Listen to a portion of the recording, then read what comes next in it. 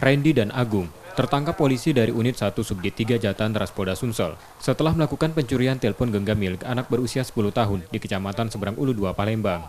Kejahatan itu dilakukan tersangka bersama satu tersangka lain yang buron.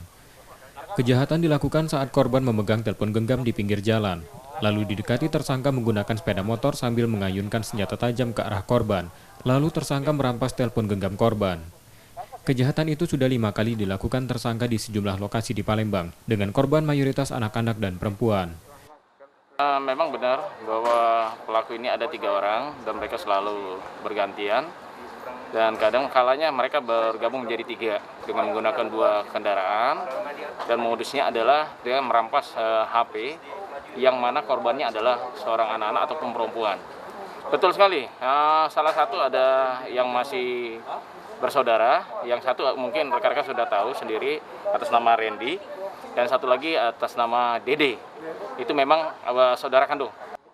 2 tersangka kini ditahan di tahanan Polda Sumsel dan terancam hukuman 9 tahun penjara. Reski Oktora, Muklas Diferensial, Kompas TV, Palembang, Sumatera Selatan.